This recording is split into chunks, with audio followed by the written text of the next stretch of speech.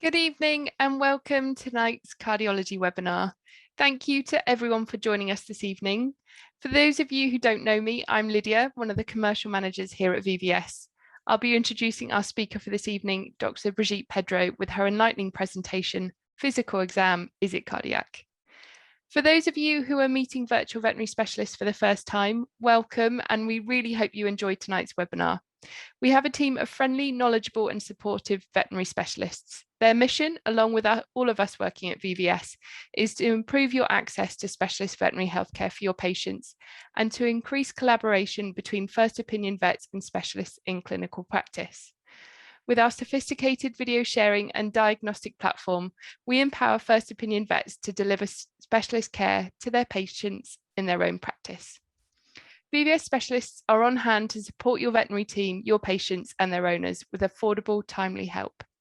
Services we offer include specialist-led, live-guided clinical workups, such as a full cardiac consultation and echo, abdominal ultrasound and neurology exam. We also can assist promptly with specialist advice calls available at a time that suits you. VVS really integrates into your practice team. With our bespoke chemotherapy protocols, our written ECG and radiology reports, amongst many other written report offerings, our aim is to share specialist level knowledge and support your veterinary team with all aspects of veterinary medicine. It is now my absolute pleasure to introduce Dr. Brigite Pedro, European Specialist in Veterinary Cardiology. Brigite graduated from the University of Porto in 2008. Soon after graduation, she moved to the UK, where she completed a small animal medicine and surgery internship, followed by a small animal cardiology internship. In 2012, Brigite started a cardiology residency at the Small Animal Teaching Hospital of the University of Liverpool. And once this was completed, she became a lecturer in small animal cardiology. Following this, Brigite then worked at one of the busiest interventional cardiology centres in the UK. In 2021, Brigite moved back to Portugal, where she's currently working, and joined the VVS team in July, bringing with her a wealth of experience and knowledge, as well as her friendly, understanding approach. We're therefore really lucky to have Brigite presenting this topic for us this evening and joining us at VVS. If you have any questions as we go through the webinar, please add them to the chat box and I'll finish up the presentation with a question and answer session for Brigite. So without further ado, I'll hand over to Brigite. Thank you very much. So I'm going to thank you very much, Lydia. First of all, it was a really nice introduction. Thank you. I'm not sure if I deserve all that, but thank you very much. And I'm going to talk today about physical exam and the way to try to differentiate between a cardiac case and a respiratory case, because at the end of the day, that's probably one of the common questions that we can have in practice. And then we'll talk a little bit about the management of an acute heart failure case as well. I'm going to stop sharing my video so that the presentation will probably be easier to follow, because we have quite a few videos as well. And I want to make sure that everything is working well. So first of all, how many of us have seen cases like this? So we have an Irish Wolfhound that is dyspneic. We have another dyspneic dog, in this case, a cavy. We have a dyspneic cat and a lame cat. And looking at this, considering that we are talking about, it's a cardiology webinar, the typical thing to consider would be probably an Irish Wolfhound with DCM, a cavy with the typical mitral valve disease, a cat with HCM, and probably congestive heart failure as well. And then our cat that is dragging the back legs, it's probably an episode of fate. And I completely agree. And if you put these images in front of me, I would say that's exactly what is happening. But actually, if we go a little bit more in detail into these cases, we may realize that it's not as easy as that. So the important message here is that we should not really jump to conclusions without having all the information that we can available. So let's go step by step. First of all, we can try to take a clinical history that is going to help us deciding which kind of differential diagnoses are more likely in our case.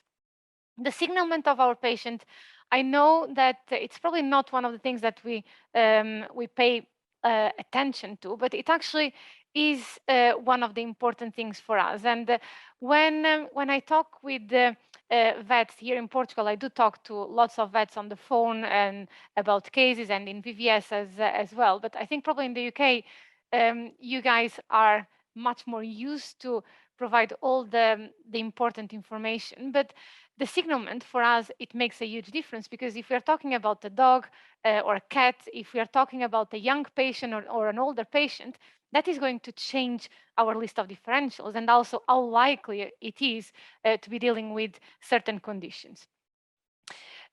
So one of the things that we need to take into account is the reason for the consultation. And the reason for the consultation is quite important, because if we, for example, if we are talking to an owner, sometimes owners will not realize that their pets are actually struggling for breathing. And I'll show you a couple of examples later on where the owner just brought a cat in for a consultation because of a heart murmur. And when the cat came in, it was actually quite tachypneic and dyspneic. So we need to try to understand what is the main reason for the consultation, not from our point of view, but also from the point of view of the owners. And that is particularly important, for example, in cases where they present, a dog presents with cough. We may be able to help, for example, a dog that has heart failure and is really dyspneic because of the heart failure. But if the cough persists even after treatment, the interpretation of the owner can be a little bit tricky, because they will think that we are not really solving the problem. We are just trying to deal with other things without actually fixing the cough, which was the reason for the consultation. And the reason why I'm saying that this is important, it's because we need to try to have a good chat with the owners from the beginning, because we know that there are things we'll be able to help them with, and we know that there are other things that unfortunately we are not going to be able to solve, and sometimes the cough is one of them. Then it's important to try to understand for how long this problem has been going on. How has it been progressing? Has it been getting better, getting worse? Were there any triggering factors? Were there any medications that were attempted? And if so, was there any kind of improvement? And one of the things that I would say as well, especially if you guys see cases that come in to you for the first time, that were seen by a different practice before, and if they tell you, oh, my dog has been diagnosed with heart failure and did not respond to medications, and he was given furosemide, we always need to check also the doses of the medications, because it's not the first time where I see cases that did not respond to diuretics, for example, just because the doses of diuretics were really, really small. And so we need to make sure that not only the medications are the right ones, but also the doses that are used are good doses to help these patients. Then apart from this, there are lots of other things that we need to pay attention to. And I'm not going to be able to discuss all of them, because otherwise we'll be here until midnight.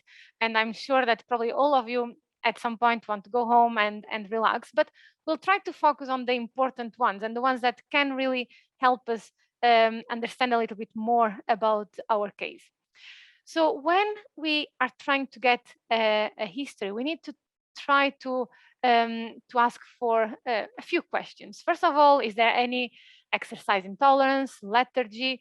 And of course, that is very unspecific as a question, and we can have lots of differential diagnoses, but sometimes we have cardiac patients that come in with really just very subtle changes as exercise intolerance that can be only minimal, but actually can make a difference between being a completely normal dog or cat and not being acting as normal as before. Then, are there any signs of weakness? Are there any fits? And that's one of the things that many times the owners come in and they tell you, my dog just had a fit. And these fits, they can happen for many different reasons. one of the things that we are going to try to understand is if we are talking about a seizure, so a neurological collapse, or if we are dealing with a syncopal event, so a kind of cardiovascular collapse. Is there any dyspnea? And the owners usually are quite good at understanding if there is dyspnea. Not all of them, unfortunately, but we should definitely ask if at any point there were any signs of dyspnea. And with cats, it's always good to ask if at any point they had an episode of open mouth breathing, like if it was a dog panting. And owners, they will not usually provide this information without the question, but once you ask them, they will think about it, and sometimes they will come up with, oh yes, he did have an episode of open mouth breathing just last week. And I've seen owners, even with episodes of collapse or syncope, they would just tell you only if you ask. So in our minds, that's something really important that no one would miss, but actually owners are not always paying attention to all these small details that we do. So it's always good to ask. And then any coughing, sneezing, any changes in color on the mucous membranes, any distended abdomen, any lameness. And with the distended abdomen, it's something that usually the owners will tell you that this distended abdomen just happened overnight. Of course, we know it's not really the case usually, because ascites, if our patients have ascites, it tends to be accumulating over time, but they will realize only when it becomes really, really evident. With the lameness, it's very different. Most of the times, they will be able to pick it up straight away. And if we're talking about, for example, a cat with a fate, then they will be able to pick up these signs really easily. So let's start talking about some of the some of these complaints from the owner. And one of them, probably the most common one that you'll see in practice, is actually cough. And when I talk about cough, it can be a little bit controversial, let's say, because depending who you ask, some people will say that cardiac patients may or may not have cough. Others will say, of course, definitely they will have cough. And I'll try to explain you a little bit why it is so controversial. So in my opinion, and of course, different cardiologists may say different things, but in my opinion, dogs can cough because of a cardiac problem for two different reasons. One of them is because of the mechanical compression of the airways. So if you imagine a really enlarged heart, so if you have significant cardiomegaly, you know that dorsal to the heart, you have the trachea and the bifurcation of the trachea and the main bronchi. So if you have cardiomegaly, especially if the left atrium is really enlarged, then you're going to have compression, a mechanical compression of the airways, and that of course will trigger the cough. And one of the main descriptions of this cough is like clearing the throat, and that's very, very frequently reported by the owners. But I do think that dogs can also cough, not only because of the mechanical compression, but also because of pulmonary edema. And that's where things get a little bit more tricky. Some people would say that's very unlikely, unless if you have extremely severe pulmonary edema. Others will say that it does happen. And I do see, especially large breed dogs, for example, Dobermans, that come into the practice with suspected pneumonia just because they are coughing, when in fact they are coughing because of pulmonary edema. So considering, for example, talking about Dobermans, considering Dobermans, if we think about the prevalence of DCM in the breed that is really, really high, like 50%, if I'm not wrong, of the Dobermans may actually develop DCM, we can actually think that if a Doberman comes to the practice coughing, one of the main differentials to consider should always be heart failure. So keep that in mind. So don't jump straight to conclusions thinking that it's going to be pneumonia just because it's just coughing, but keep in mind that pulmonary edema and left side congestive heart failure may be one of the things to consider. And then we can try to get some more information about this cough. If it is dry, if it is productive, if it happens more during the day, during the night, more when they are excited. That's another thing that is very, very common to happen mainly with excitement. But we need to keep in mind that these two different possibilities can lead to cardiac cough. And if the cough is being caused by the pulmonary edema, then by treating the pulmonary edema, you should be able to help with the cough. If, on the other hand, the cough is being caused by the airway compression, then you need to be aware that it's going to be very difficult to fix the cough, because no matter what you do and no matter how aggressive you are with your treatment, the cardiomegaly is still going to be there. So the mechanical compression of the airways is still going to be there. And so these dogs are probably going to continue to cough. And in small breed dogs, sometimes you may also have concurrent bronchomalacia. So the combination of both, it's going to make it very difficult to be able to stop completely the cough. What about coughing, the coughing in cats? Well, we know that cats that are coughing are mainly, they probably do it mainly for primary respiratory problems, but some cats, and up to a 25% of the cats with a cardiac dyspnea, so that present with congestive heart failure, for example, up to 25% of these cats actually had a history of coughing prior to admission.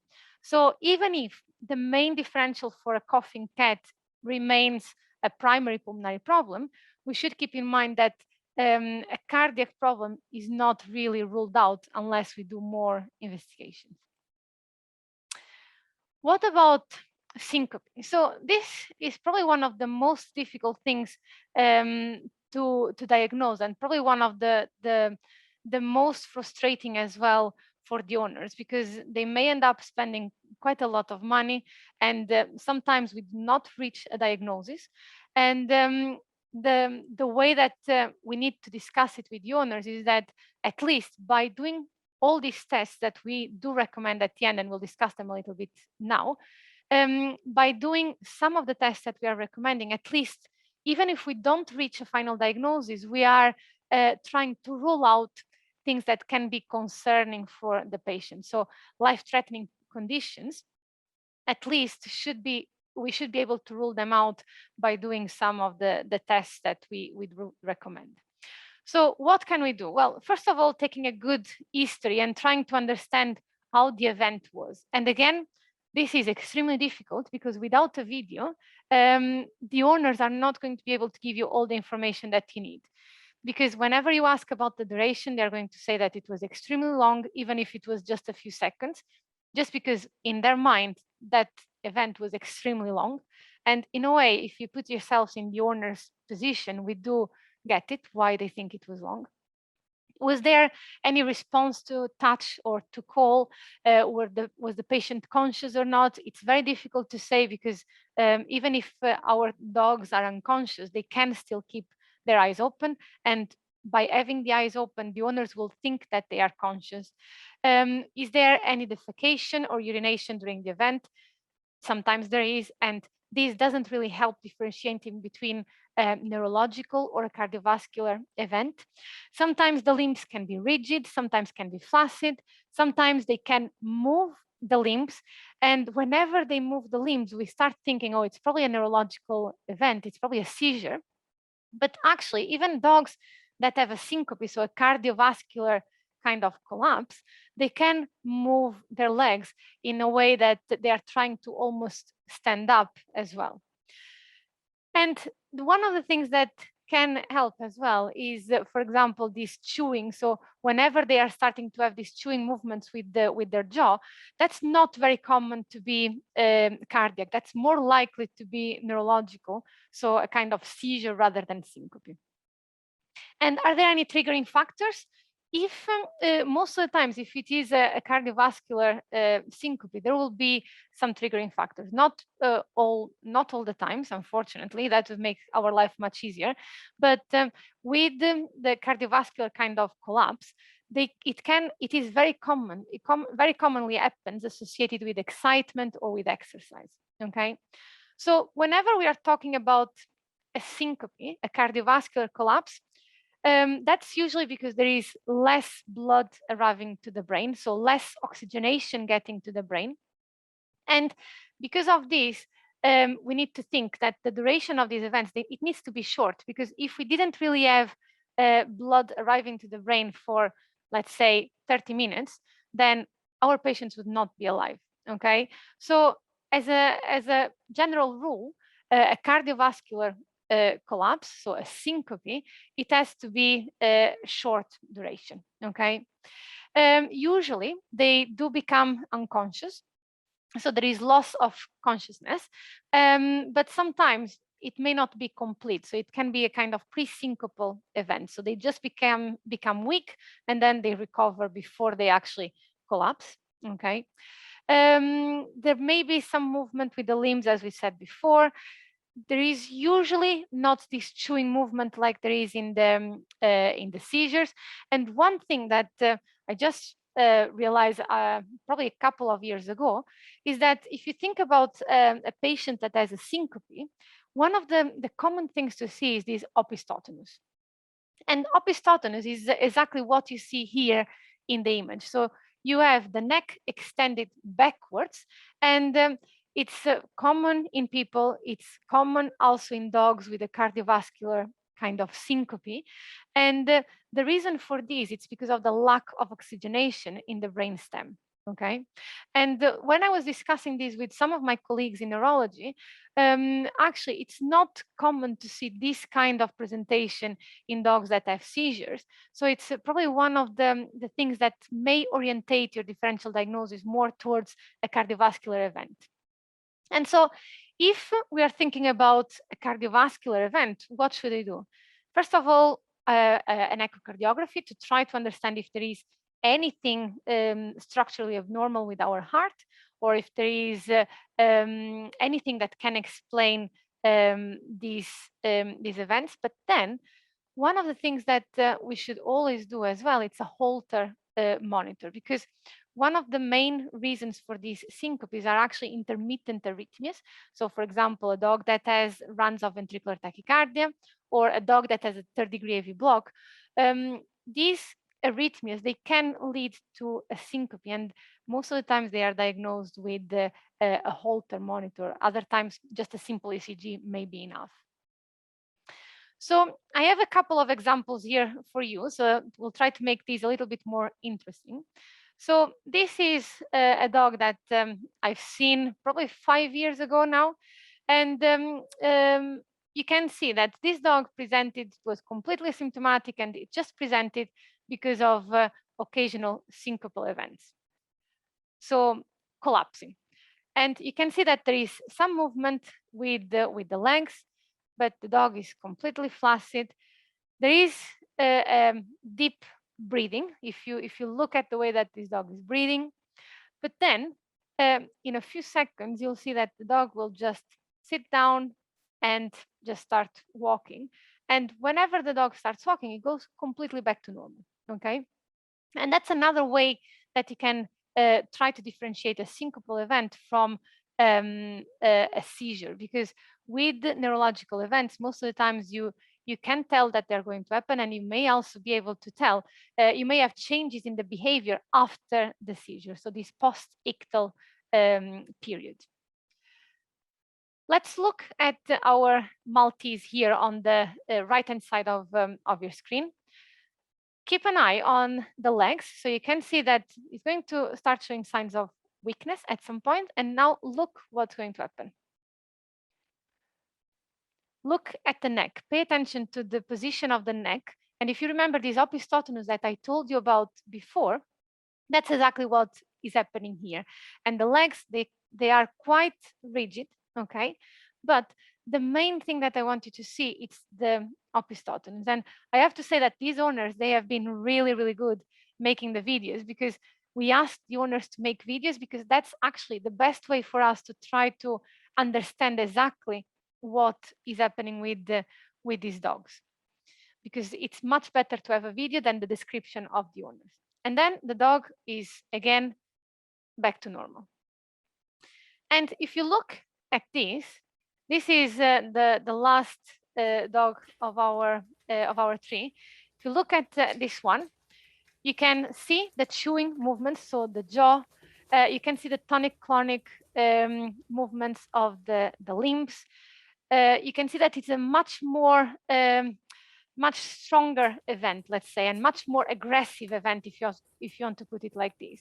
And if you had the sound on the videos, you could hear this dog much better than the other ones, because the other ones are like kind of almost passive events. And if you are not looking at your dog, you may not even realize that he had a collapse. But a seizure, you can almost hear it. You can hear these dogs having the seizures. And by the end of the seizure, this dog is extremely tired, it's exhausted. And look at the amount of salivation that you have in there just because of the chewing associated with the tonic-clonic movements as well, with the seizures. So these dogs, the first one had severe pulmonary hypertension, so that's why it was collapsing. The second one had the Holter monitor and was diagnosed with sick sinus syndrome. And the last one is a dog with epilepsy. So when we put all the pieces of the puzzle together, we may be able to reach a diagnosis, but most of the times we do end up having to do quite a few tests. So let's keep going. And talking about paresis, that's probably one of the things that you'll see more often in cats. And probably all of us have seen cats with a thromboembolic event. And cats with thromboembolic events, most of the times they have an underlying cardiac disease. Not always. So we always need to investigate these. But I would say that probably 99% of the times there is an underlying cardiac disease leading to the event. And what you'll see in the physical exam is, of course, absence of pulse in the affected limb. Most of the times you'll have both hind limbs affected. So your hind limbs are going to be cold or colder than the forelimbs. You're not going to feel the pulse. It's going to be actually quite painful for them as well. And if you compare the color of the pads between a normal limb and an affected limb, you'll see that the affected limb is going to be much paler. Okay, so this is some of the things that we can do during our physical exam to differentiate between one and the other. So we also said that sometimes the owners will come in because of a distended abdomen, and the distended abdomen is most of the times extremely obvious. But if it is when it becomes extremely obvious, then everyone will be able to see it. And even just by looking at these dogs, you'll see that they have ascites. The way to try with your physical exam to understand if there is ascites or not is by doing a fluid, the fluid trill test. So if you tap your on one side, if you use your hands to tap the one of the sides of the abdomen, then you'll feel the fluid trill wave, let's say, on the other side of the abdomen. So if you put your right hand on the right side of the abdomen, your left hand on the left side of the abdominal wall, and if you just tap the right side of the abdominal wall, you'll feel a wave of fluid reaching your left hand. Okay, this is a positive fluid trill, and it's typical of ascites. I have to say that I've seen this also with hepatomegaly. So even if in the books it says that it's really pathognomonic of ascites, keep in mind that you may have dogs that just happen to have hepatomegaly, severe hepatomegaly without ascites. Okay, it's uncommon, but it can happen. And you can see here that you have significant ascites here, not so much. And then the other thing that you see, especially here in the first video, you have this hepatic venous congestion. Okay, and whenever you have dogs that present with ascites because of a heart condition, it's because they are in right side congestive heart failure. So they have right side congestion. And one of the things that you'll see, it's hepatomegaly, splenomegaly, hepatic venous congestion. So all the vessels of the liver are going to be really distended just because of the high pressures in the right side of the heart. Then, when we start looking a little bit more in detail at our physical exam, one of the things that we'll see is this tachypnea and dyspnea that the owners may sometimes also report, but you would be surprised how some owners will not actually realize that there is a problem with the breathing. So on the left side of your screen, you have actually an extreme case of dyspnea, because you have this puppy with the tracheal hypoplasia with this orthopneic position. So the front legs extended, the neck extended, the front legs as open as they can, just to try to maximize the space of the chest, so that you can actually breathe as well as you can and receive as much oxygen as you can. And when we look at these other cases, you can see that our dog here in the at the top of our screen, it was an extremely aggressive dog that was struggling so much with heart failure that was just focused on the breathing. And pay attention again to the neck. It's always extended, and you can really see that there is a huge effort with the breathing. An extreme case, again, you have this cat in the lower part of your screen with open mouth breathing. That is extreme severe dyspnea. And we need to be extremely careful with how we are going to manipulate a patient like this, because the minimal amount of stress can actually push them too much and maybe enough just to make them crash. Okay. And the cat that I told you before that the owner just brought him in to investigate a murmur is actually this cat here on the right-hand side of your screen, where came in and it was extremely tachypneic. There is a little bit of an abdominal effort while breathing as well. And the cat came in with significant pleural effusion, but the owner did not even realize that the breathing was a problem, okay? One thing that I would say, of course, if they are dyspneic, we'll know straight away, but I would always recommend to check if there is tachypnea or not before starting to interact with them whenever it's possible, especially in cats. Before you take them out of the basket, try to see if they are breathing in a normal way or not, because once you start interacting with them, then the breathing pattern will, and the frequency, the breathing rate will also change. What about the color of our mucous membranes? It can vary quite a lot. In the cardiac cases, what we tend to see, it's either pale mucous membranes if our perfusion is really affected, or we tend to see cyanotic mucous membranes if the oxygenation is really reduced in some cases. And again, this can happen for many different reasons, and it's just a clinical sign that needs to be investigated further, because it can be associated with many different differential diagnoses. One thing that I decided to put here, it's because it's the jugular pulsation. The reason why I'm putting this here, it's because it's something that I feel, I have the impression that most of us actually do not really pay much attention to this, but it is something that can give us a lot of information. So when I talk about jugular pulsation, is looking at the jugulars. So if you extend the neck of your dog and you look at the jugular, you shouldn't really see the pulsation all over the neck. So you should see the pulsation maybe in the ventral third of the neck, so closer to the heart, but not up until the jaw. If you see the pulsation during the entire extension of the neck, it means that probably you have something causing high pressures in the right side of the heart.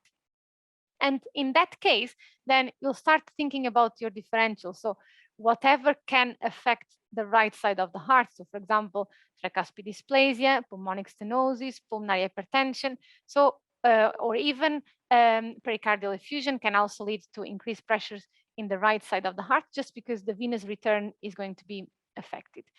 And one thing that you can do as well is this hepatojugular reflux. And for that, you may need help from a colleague. But if you have an assistant putting some pressure on the liver, and if you look at the neck of this patient, you will see that as soon as they put some pressure in the liver, then the jugular is going to become suddenly ingurgitated, so much more enlarged compared to normal, just because of the congestion. So you have a reflux of blood from the heart to the jugular. And the reason for that, it's because if you press on the liver, then you're going to increase your venous return from the liver, so through the caudal vena cava to the heart.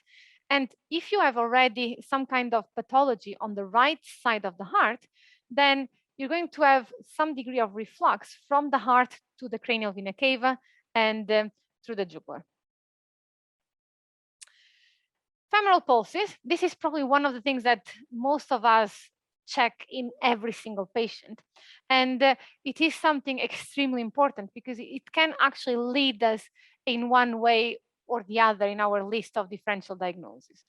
So when we check the pulse of our patients, first of all, we pay attention to the quality of the pulse, if it is strong, if it's weak, if we have any kind of pulse deficits. And based on some of these features, we can actually see different lists of differential diagnosis. For example, the typical one, a patient with pulse deficits will almost for sure have an arrhythmia. But it's also very important to pay attention to the synchrony between the pulse and the heartbeat. Again, for example, in arrhythmias, you may have a heartbeat, but not a pulse. And so the pulse rate and the heart rate may vary quite a lot. Okay, so that's why it is important to check both of them. And also the symmetry of the pulse. Because, for example, if you have a patient that has a thromboembolic event, then you may not have symmetrical pulses because in one of the vessels, you may have a clot. There's something else in the physical exam that it's important. And again, this is actually also a problem that I have. I don't always do percussion in my patients. I don't think that it's needed all the time, but in some specific cases, it can give us quite a lot of information because you may have, for example, hypersonant thorax, and that will most of the times be associated with an increased amount of air in the chest, like for example when you have a pneumothorax. But you may also have hypersonant thorax with the percussion, and that would be associated, for example, with the pleural effusion, with the masses. And so these small things can give you an extra piece of the puzzle for your differential diagnosis and to understand more about your case. But now there is something that I do all the time, and I think that's really important, and I think that it can give you a lot of information about your patient, and it's actually the palpation of the thorax. Because if you palpate the chest, especially under the armpit, you may be able to feel a vibration, so the trill. And in dogs that have a very localized murmur, you may be able to detect a trill, and so you'll know that there is a murmur, even if it may be so localized that you would miss it with your stethoscope. Okay.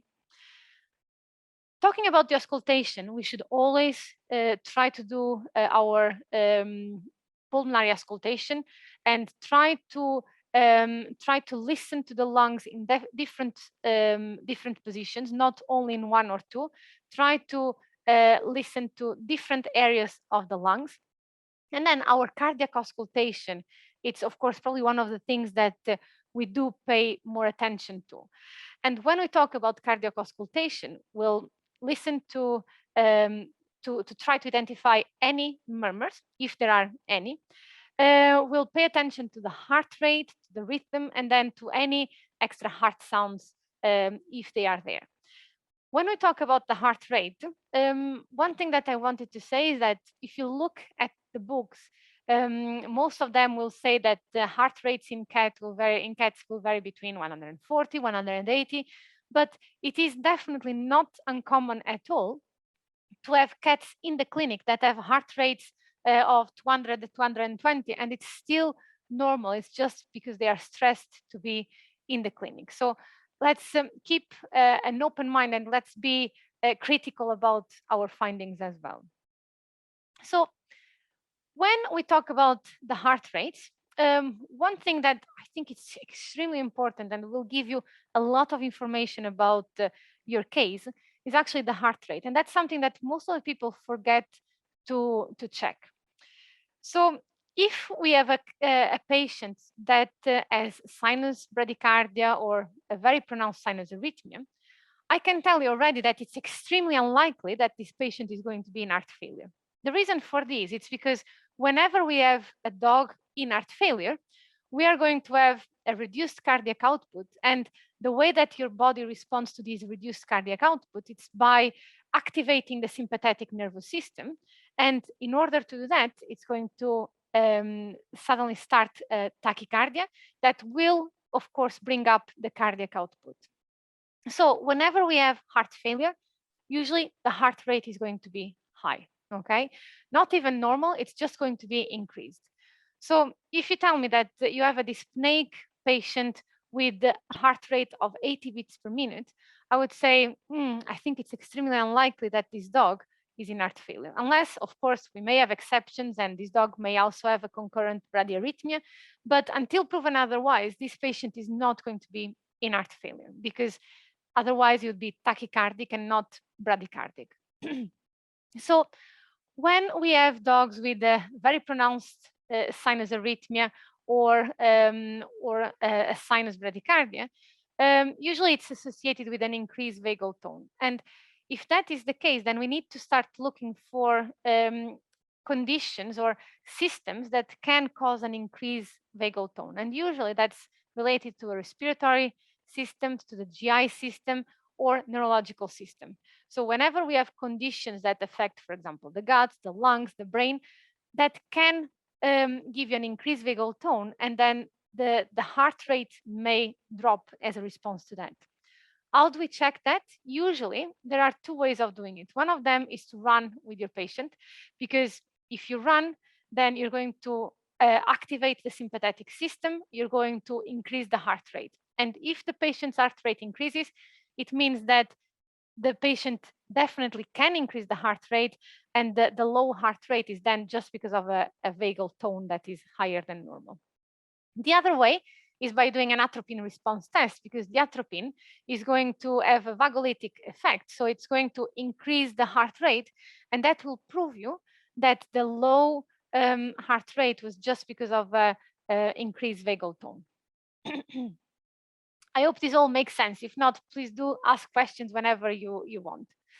When we talk about murmurs, then there are a couple of important things to understand with murmurs.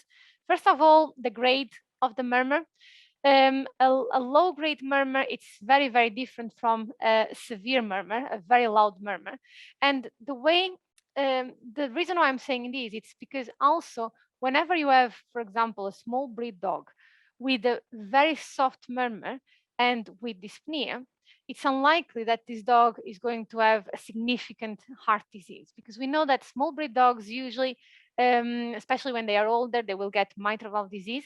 And we know that the more severe the murmur is, then the more significant the changes in the heart are going to be. So if it is only a very soft murmur, it's unlikely to be causing significant changes in the heart. And so it's unlikely that this dog is going to have significant or severe heart failure, okay? Then based on our location, we can also start trying to understand if we are talking about problems with the mitral valve, with the tricuspid valve, or with the aortic or pulmonary artery valve as well. And of course, that depending on the location of our murmur, depending on the valve that we think it's going to be affected, then our differentials are going to change as well. And then the phase of the cardiac cycle, I would say most of our murmurs are going to be systolic. Diastolic are extremely rare. Continuous, it's the typical murmur of a PDA that should, of course, be investigated straight away because it will need being addressed. And with the abnormal heart sounds, that's usually when we have the gallop rhythm with cats. And the gallop rhythm with cats, it actually sounds like a gallop, like a horse gallop. And it has been shown to be really well correlated with cardiogenic dyspnea. So the gallop, a lower temperature, the fast heart rate and increased respiratory rate, all these tend to be signs associated with congestive heart failure in cats. So let's go back then to our cases now that we discussed a little bit the physical exam. So we had our Irish wolfhound, and you can tell from the video that he is dyspneic. And I can tell you that this was an acute onset of dyspnea. This This owner told me that just 24 hours ago, the dog was completely normal, and then it came in completely dyspneic. And it was getting worse, progressively getting worse. And over the last 6 hours, it was significantly worse. Based on this, we could say, okay, it's an Irish Wolfhound, DCM, it's probably going to be the most typical condition. But if I tell you that it's very difficult to hear the heart sounds, it's very difficult to hear the lungs dorsally, the pulse rate is 90 beats per minute and regular, and then during the thoracic percussion, we have a tympanic sound, then if you had to put money, probably you wouldn't put your money on congestive heart failure, because just the fact that the heart rate is 90 doesn't really fit with what we said about heart failure. And if we think about the thoracic percussion and the tympanic sound and very difficult to hear the heart and the lungs, then it's not that surprising to realize that this dog actually came in with a pneumothorax, okay? And of course, these are just small steps that we can use to try to have an idea of what is going on. If you ask me, did this dog add a quick TFast? Definitely yes, because we wanted to try to understand a little bit more about everything that was going on with the chest. But the radiographs are probably one of the important things to diagnose this pneumothorax. What about George? So George was our dyspneic cavy, and he had occasional episodes of dyspnea, and he was also coughing. Of course, we'd expect a cavity to have mitral valve disease, but based on our physical exam, he was cyanotic. The heart rate was 110 beats per minute, very regular.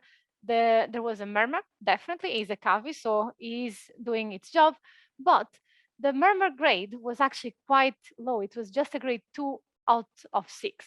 And we had generalized crackles on auscultation. So based on this, just looking at the heart rate and the soft murmur, I would say it's extremely unlikely to be heart failure, but because it is a cavity, let's definitely check that it doesn't really have any significant heart disease. And we can tell that this dog definitely has mitral valve disease because the mitral valve leaflets are quite thick, and I'm sure that there is mitral regurgitation here. But look at the size of the left atrium, it's completely normal. So we know that in dogs, it's extremely uncommon to have heart failure with a normal left atrium. So we did some chest x-rays, and actually this dog has been diagnosed with neoplasia, with bronchogenic carcinoma, and you can see a really severe and diffuse bronchointerstitial pattern here because of this bronchogenic carcinoma. What about Louis? So Louis is our cat that we thought, well, it's probably going to have congestive heart failure with HCM because he's extremely dyspneic, he's in an oxygen cage, as you can see, and there was also a history of cough. The heart rate is 180 beats per minute, there is no murmur, and we have increased lung sounds. Based on the history, I would say it can definitely be congestive heart failure, because we know that in cats, even without having a murmur, they can still be in heart failure. And unfortunately or fortunately, cats, they can do whatever they like. They don't really read books. So no murmur doesn't really mean that there is no underlying heart disease. So of course that we decided to do a heart scan on this cat. And you can see that this cat does have thickened walls in the left ventricle. So it does have HCM. However, if you look at the size of the left atrium, it's definitely not enlarged. So you can't really explain the clinical signs just based on this left atrium. And actually, if you look at the right atrium, it almost looks like the interatrial septum is bulging towards the left. So there may be slightly increased pressures in the right compared to the left. And this cat had a CT scan and actually has been diagnosed with a carcinoma, pulmonary carcinoma, and metastasis to the lymph nodes already. But in this case, just based on your physical exam, it would be quite difficult to understand if it is cardiac or not. And now we have Felix. And Felix, with this acute onset of lameness, it does have a murmur, so in a way it's trying to help us. And there is no pulse in the left hind limb. And when we look at this, and I can tell you that the heart rate was around 200 beats per minute, based on all these, it does make sense that this cat actually has an episode of fate. So we did a heart scan, and I can tell you that, I can tell you that this was still during my residency, and I was convinced that this cat was going to have a fate.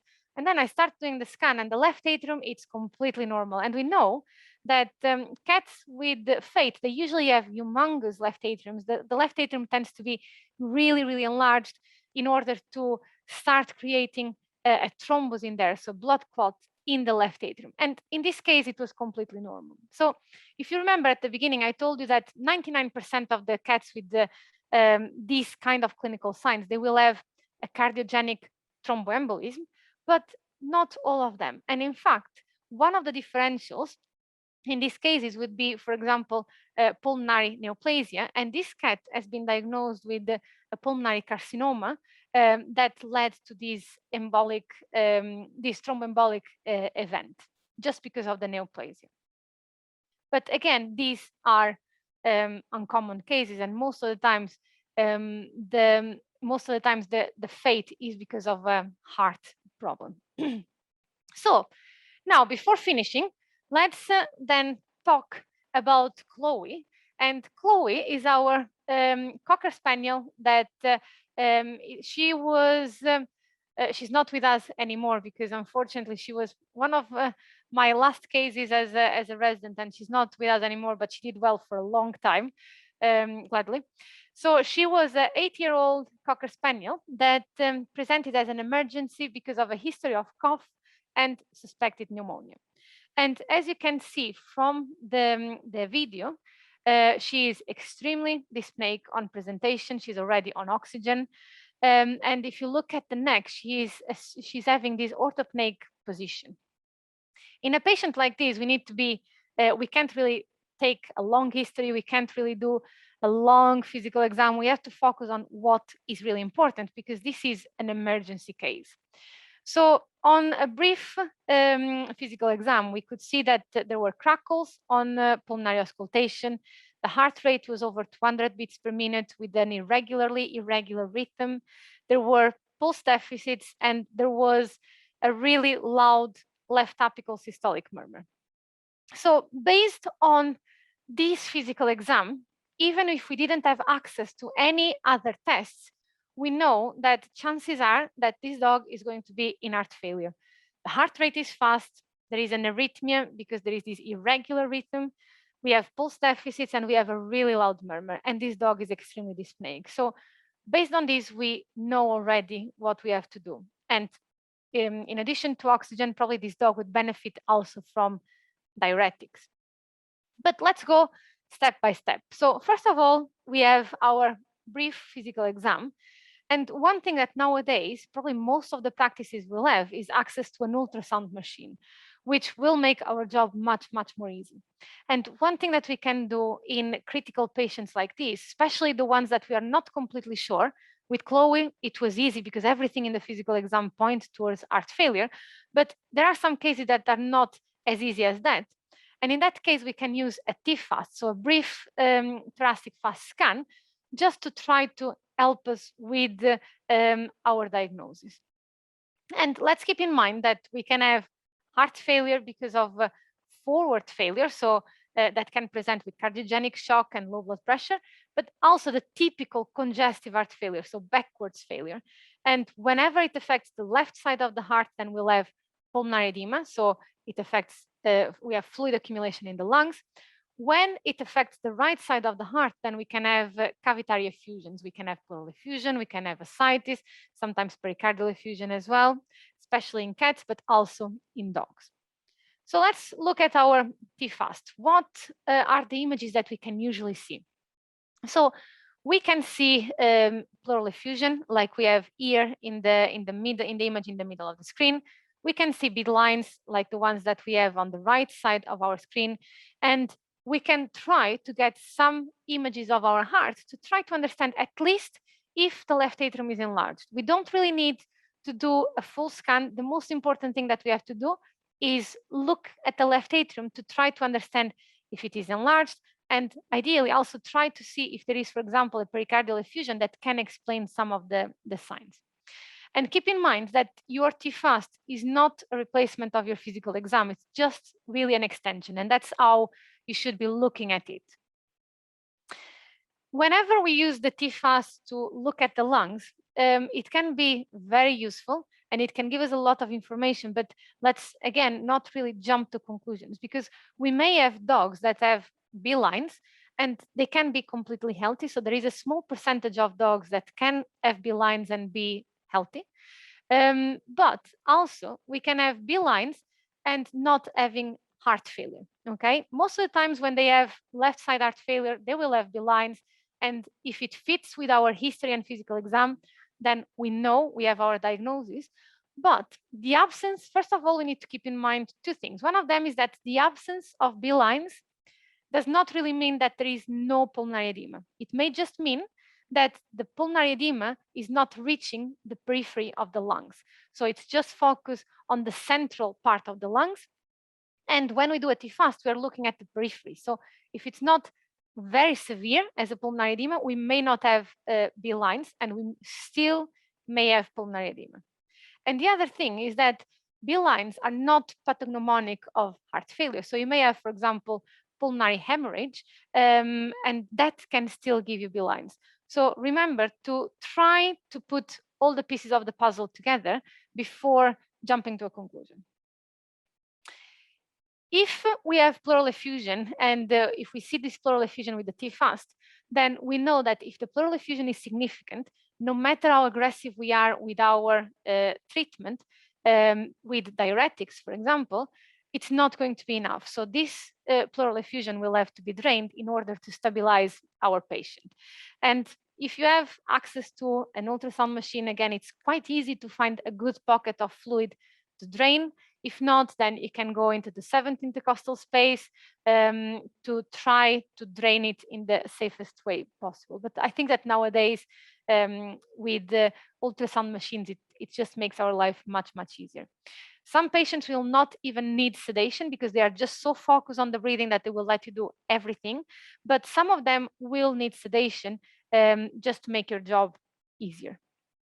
And you can use butterflies, or you can use other types of catheters, whatever you feel more comfortable with, and also whatever is more adequate to the size of your patient. Then we have, there is another thing that we can check, and this is, for example, if there is any pericardial effusion. And some dogs will have pericardial effusion, like quite significant, and that may be their main problem. But dogs and cats in heart failure may also sometimes have pericardial effusions that tend to be quite tiny. So they tend to be really mild pericardial effusions. Most of the times they don't really tend to cause tamponade, okay? But in these cases, that's the exception to the no furosemide rule whenever you have a pericardial effusion, because we know, and you'll probably remember this from uni as well, whenever we have a pericardial effusion, we should not give furosemide to these patients, because furosemide is going to reduce the circulating volume, and it's going to reduce the venous return to the heart. And in a dog that is already tamponading, it's just going to make things worse.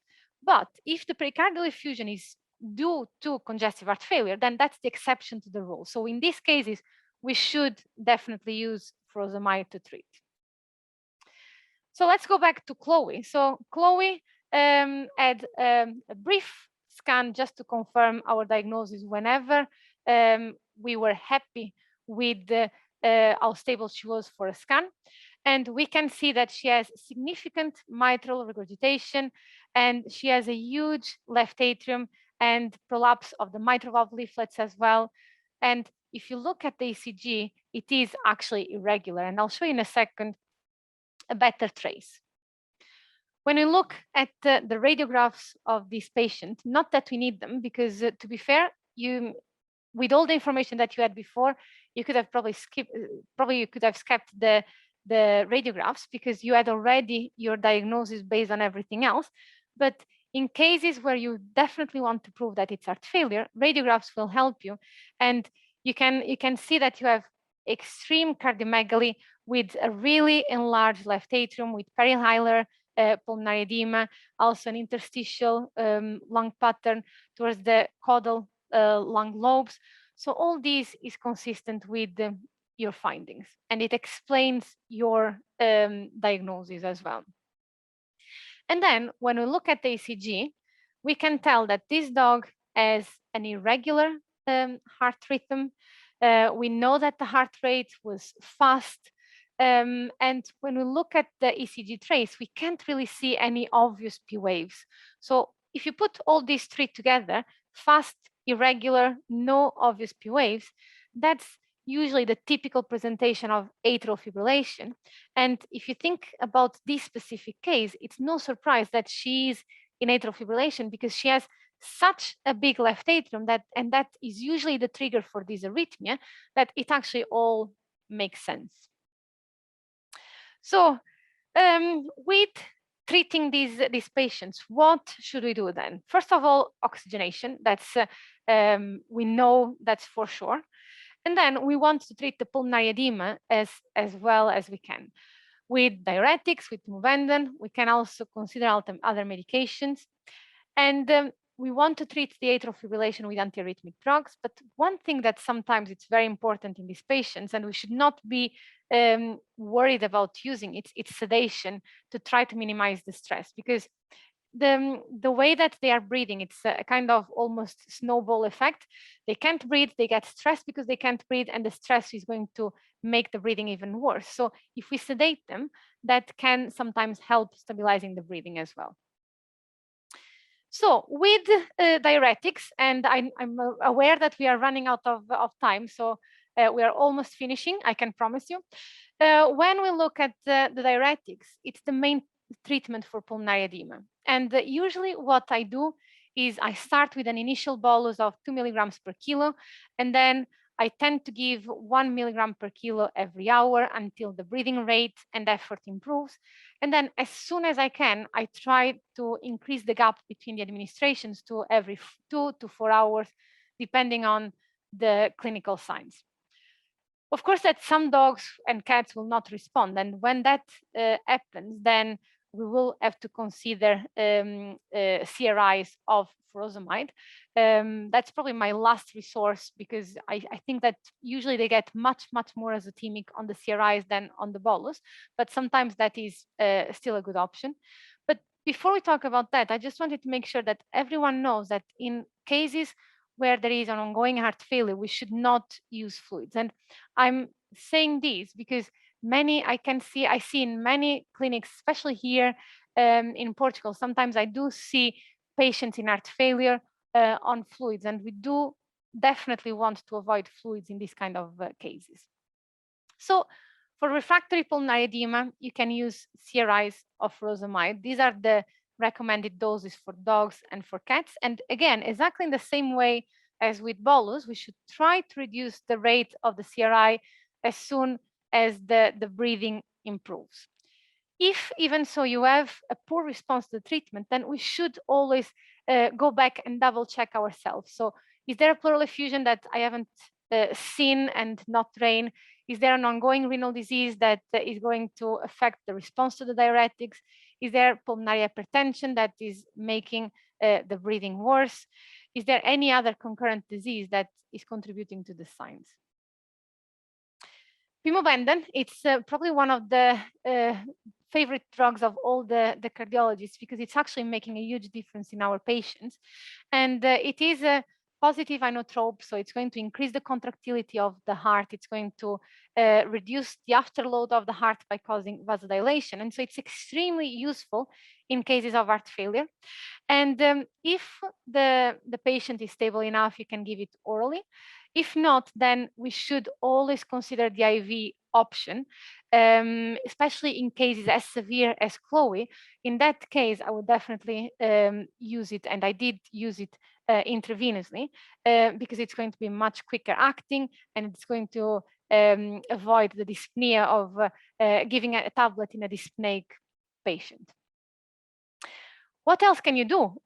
Well, you have your patient on oxygen, sedation, diuretics, and Movenden, but still, if there is poor response, one thing that you can try is for example, a mini tran patch. So it's a glyceryl trinitrate. So the way that it works, it causes venodilation. So it's going to cause dilation of the venous system. And by doing this, you're going to have a kind of accumulation of blood in the venous system rather than moving this blood to the heart. And if you have a reduced venous return to the heart, then that is almost going to alleviate a little bit the amount of blood that gets to the heart and to the lungs. And so in a way, it's going to help reducing the pulmonary edema, okay? It's not, we don't really have many studies saying that it works or it doesn't work, but it is something that many cardiologists use. And I do feel that it does help. It doesn't work forever, but for the first 24 hours, 48 hours, it can be extremely helpful. And it may be just enough for the diuretics start being more effective, and that can help your patient. Another thing that sometimes you can consider is to, if the blood pressure is good enough, you may be able to use medications to reduce slightly the blood pressure so that it reduces your afterload. So it makes it easier for the heart, so to the for the left ventricle to pump the blood towards the aorta rather than everything back to the left atrium. So it's going to, let's say, reduce the amount of mitral regurgitation, just because it drops the blood pressure and it makes it easier for the blood to move from the heart to the aorta. Okay, so this would be another option to consider in very specific cases. And of course, that if you have any questions, you can always give us a ring and discuss the specific cases with us, because some of them are actually quite tricky. And now, last but not least, what should you do with the arrhythmia? Because the arrhythmia also needs to be treated. And we know that if we are aggressive with the treatment of the arrhythmia, the survival time of these patients is going to improve. And in this dog, Chloe, we know that she has significant changes already in the heart. So we are not going to try to convert the atrial fibrillation back to sinus rhythm, because that's almost an unachievable goal. But what we want to do is to control the heart rate. And by controlling the heart rate, that is going to hopefully help also controlling the heart failure. And the combination of diltiazem and digoxin tends to be probably the best one to bring the heart rate down to normal levels. So by treating the heart failure, you're going to also improve the heart rate, because by treating the heart failure, you're going to control the sympathetic stimulation. So that is going to drop the rate of the atrial fibrillation. And the other way around, it's also true. So if you bring down the heart rate of the atrial fibrillation, then it's going to be much easier to control the heart failure as well. Because if the heart rate is too fast, you can have this kind of tachycardia-induced cardiomyopathy and heart failure because of the fast rate. So this is my last slide, and the take-home message that I want for you guys is, first of all, dogs with respiratory signs, if they have no murmur, it's unlikely to be congestive heart failure. If they have a normal size left atrium, again, it's unlikely to be congestive heart failure. And if they have a normal heart rate or a really pronounced sinus arrhythmia, again, it's extremely unlikely to be heart failure. What about cats? Well, cats, even if they don't have a murmur, it can still be heart failure. The normal size left atrium makes it extremely unlikely to be heart failure. But unfortunately, as we said before, cats can do whatever they want. So I've seen some rare exceptions with the normal sizes left atrium and heart failure, but they are uncommon, likely. And then with pleural effusions, they tend to have, it can be because of right or left side failure. And if the pleural effusion is significant, you may, exactly the same as cats and dogs, it needs to be drained rather than just treated medically, because otherwise it's going to be too long before they actually respond to the medications, and they're not going to have a good response only to diuretics without draining the effusions. So I don't know if you have any questions for me. I know that it has been a long day, probably for everyone. But I would be happy to answer any questions. I hope that the talk was helpful. But I'm happy to take any questions if you guys have anything to ask. Thank you, Brigitte. That was brilliant, so informative, and it was really nice to have all the videos to show the patients and really understand the cases individually. If anyone has any questions, then please feel free to put them either in the question and answer box or the chat box. I did see some raised hands at some point. So if you have any questions that you would like me to ask Brigitte, then please do pop them in the box. But equally, thank you very much for everyone for joining us this evening. I know it's a late night in the middle of a busy August for everyone. So thank you for joining us this evening, and any questions, do pop them in there. But it's nice to hear about your particular cases as well, Brigitte. Yeah, I do tend to be fair. I think that it's a nice way of learning through cases. So I always talk about the cases whenever I can, because it just makes it more practical as well. Most definitely. I think we probably we haven't got any questions added in the box, but equally, if anyone would like to send any via WhatsApp, then do let us know. I've just had one through on one of our groups. Okay. So if a dog just has pleural effusion and no ascites, could this be congestive heart failure? It can still be. It's I would say that dogs with just pleural effusion, they can be a little bit tricky, because we need to consider that it can be, of course, heart failure, but it can also be, depending on the age of the dog, the signalement, again, as we said, it can be neoplastic, it can be just inflammatory, but it can be heart failure, and it should be something to be ruled out. But if it is heart failure, I would expect this dog to have a murmur as well. It would have other clinical signs, like most of the times a fast heart rate as well. But it's definitely something that needs to be considered as a differential diagnosis and ruled out. Yes. Brilliant, thank you. And we've got another question, which is probably one of your particular questions that you'll like, because I know you really like your atrial fibrillation cases. Oh, yes. How long would you recommend a halter for? That's a good question.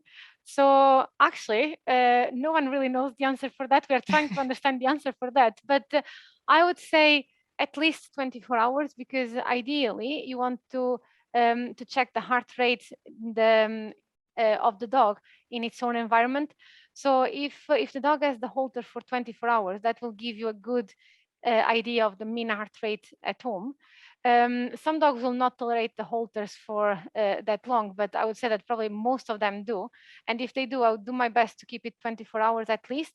I think that in the future, we may end up doing it for 48 hours, because there is always a day-to-day variation. But I would say ideally at least 24 hours.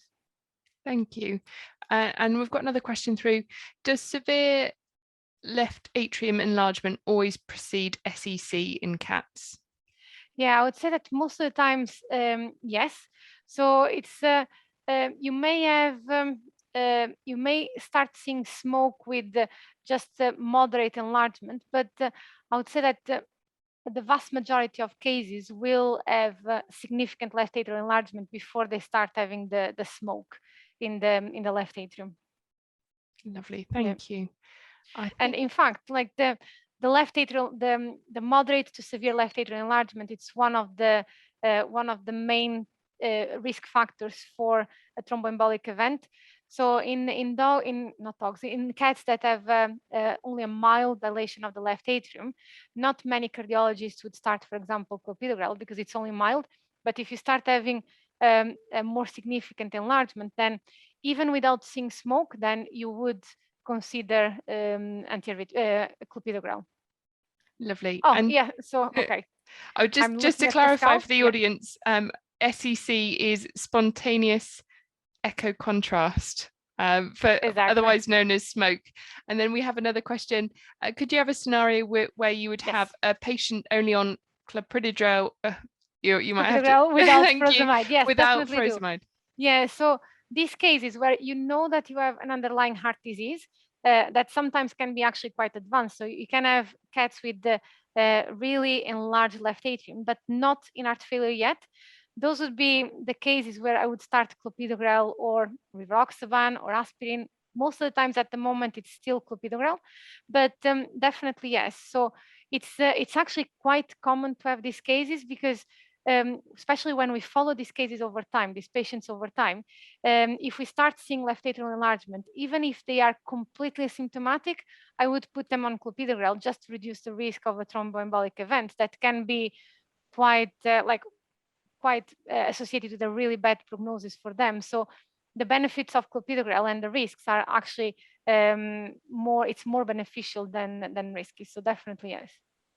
Lovely. And by starting on that medication, you're not going to reduce the clot that's already formed. It's just to prevent further clot forming. Yeah, it's ideally, well, yes, trying to prevent more clots from forming. Definitely yes. It shouldn't really reduce the clot that is there, but it should help avoiding a larger clot to form.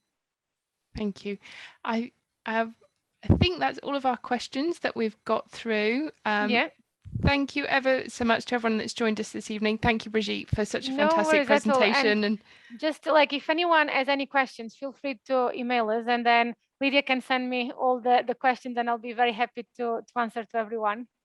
Definitely. Okay. And if anyone would like any cardiology support in one of their cases, then we're lucky to have Brigitte on the VVS team, and she is available to support you in your practice. So thank you everyone for joining us this evening. Have a lovely rest of your evening, and we hope to work with you soon. Thank you very much. Bye. Bye. Have a nice evening. Bye bye.